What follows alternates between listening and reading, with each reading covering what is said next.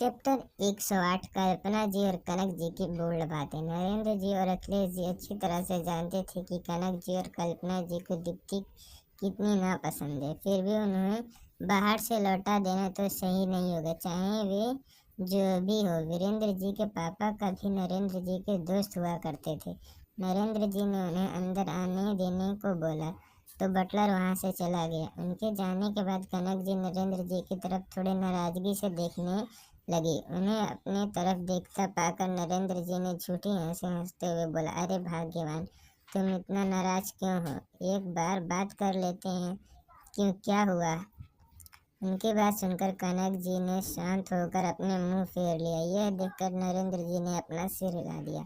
वहीं नव्या उन्हें देखते हुए नाटक करते हुए बोली, क्या बात है, आज भी दादाजी दादी माँ से कितना प्यार करते हैं? नरेंद्र जी ने प्राउडली कनक जी को देखकर कहा, और नहीं तो क्या, मेरी इकलौती प्यारी बीवी है तो भला मैं प्यार क्यों नहीं करूँगा? तुम सबको तो हम दोनों से सीखना चाहिए। यह कहकर वे कनक जी की नाराजगी को दूर करना चाहते थे, क्योंकि कनक जी की नाराज होना उन्हें अच्छा भी नहीं लगता था। उन्हें अपनी प्यारी बीबी से बहुत प्यार था।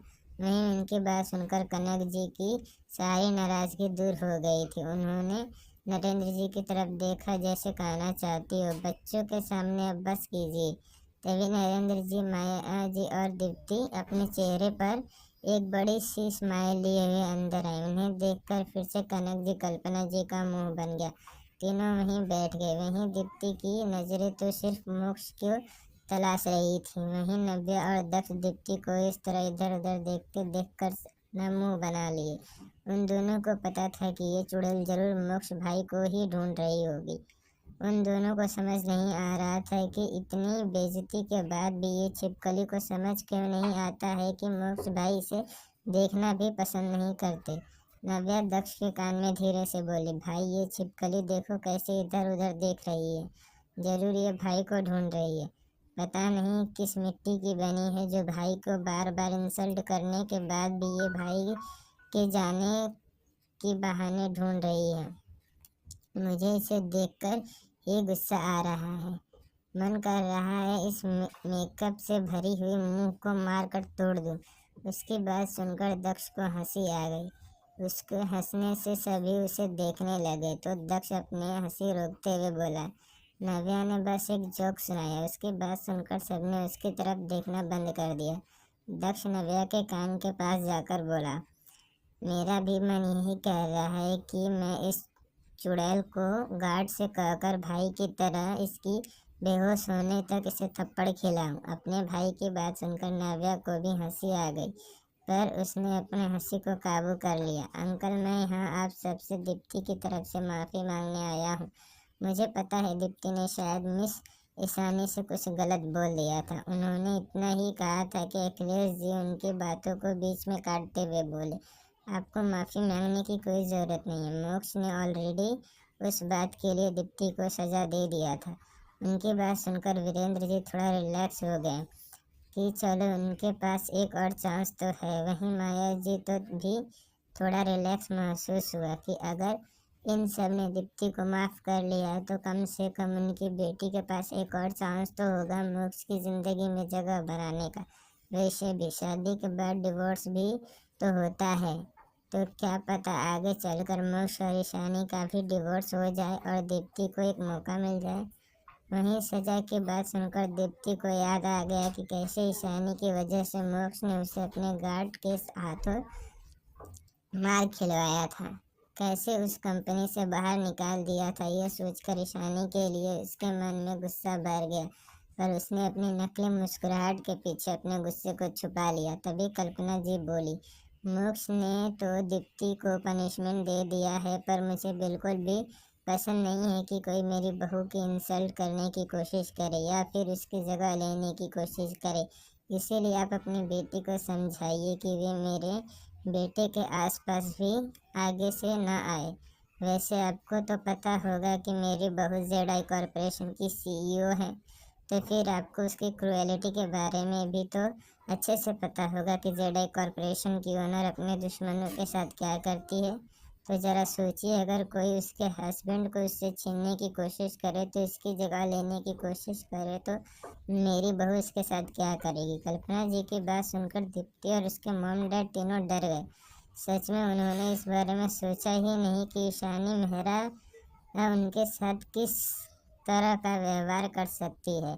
उन लोगों ने भी उसकी क्रुएलिटी के बारे में बहुत बार सुना था कि कैसे जेड कॉरपोरेशन की ओनर अपने दुश्मनों को रातों रात बर्बाद कर देती है या फिर गायब कर देती है। वीरेंद्र राणे के माथे से तो डर के मारे पसीने आने लगे थे। माया जी भी कल्पना जी की बात सुनकर डर गई थी। ये तो अच्छा हुआ कि ईशानी ने दीप्ति को सजा दिया, वरना वे चाहती तो अब तक उनको बर्बाद कर चुकी होती। वीरेंद्र और माया दोनों के मन में बस यही चल रहा था। वहीं दीप्ति भी डर गई थी उनकी बात सुनकर, पर उसने अपने डर को साइड कर दिया क्योंकि उसके दिमाग में बस मोक्ष को कैसे अपना बनाए यही चल रहा था। अगर एक बार मोक्ष को वे अपने प्यार के जाल में फंसा ले तो फिर उसे ईशानी से डरने की कोई ज़रूरत नहीं। अगर इस वक्त दीप्ति के मन में ये चल रहा है, किसी को पता चल जाता है, किसी को सुन लेता, तो दीप्ति को एक नंबर का पागल बेवकूफ़ समझ लेता। वहीं कल्पना जी की बात सुनकर तो बाकी सब ठहाके लगाकर हंसना चाहते थे। कनक जी ने प्राउड भरी स्माइल के साथ अपनी बहू को देखा, जैसे कल्पना जी की बातों से वे बहुत ज़्यादा खुश हो।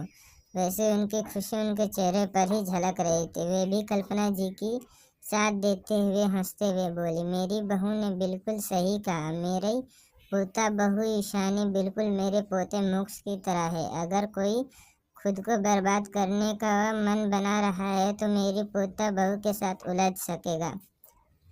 अपनी सासू माँ को अपना साथ देते हुए देखकर कल्पना जी बहुत खुश हो गई और प्राउडली स्माइल करने लगी।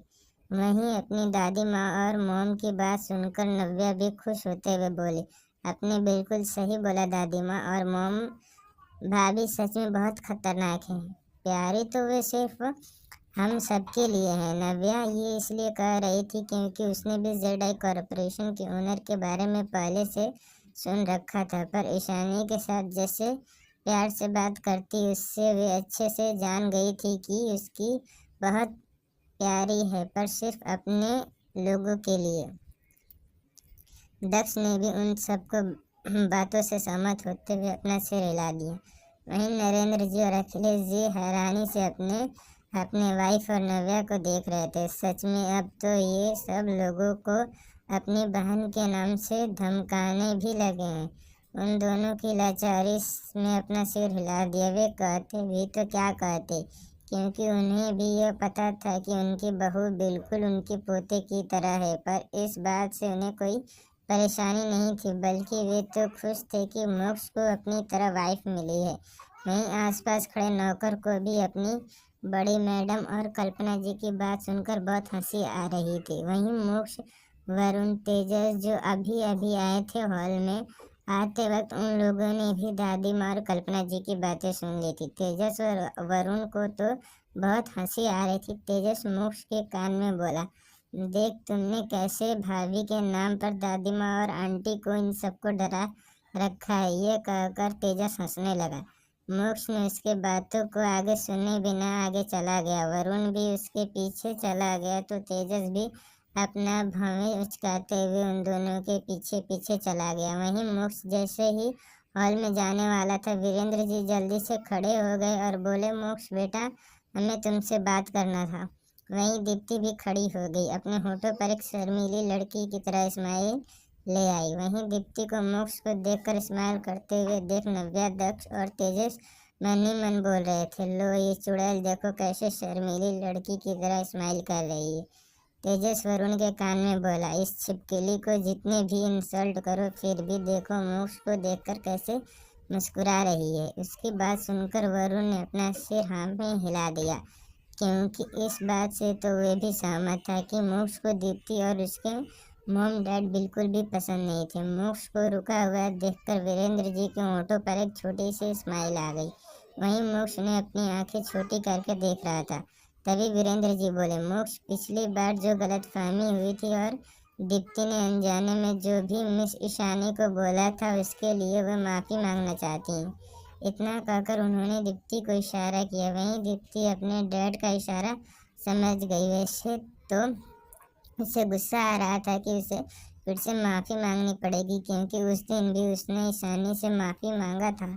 फिर उसने गुस्से को अपने चेहरे पर नहीं आने दिया और मोक्ष को देखकर झूठी मासूमियत अपने चेहरे पर लाते हुए बोली, मुझे माफ़ कर दीजिए मोक्ष, मैंने अनजाने में ईशानी को कुछ बोल दिया था। वहीं वीरेंद्र जी को बस फिर से राजवंश फैमिली से अपने रिश्ते सुधारने थे, पर माया जी और अपनी बेटी के लिए बुरा लग रहा था कि उनकी बेटी जिसे उसे प्रिंसेस की तरह पाला था, वे फिर से सबके सामने ऐसे माफ़ी मांग रही है।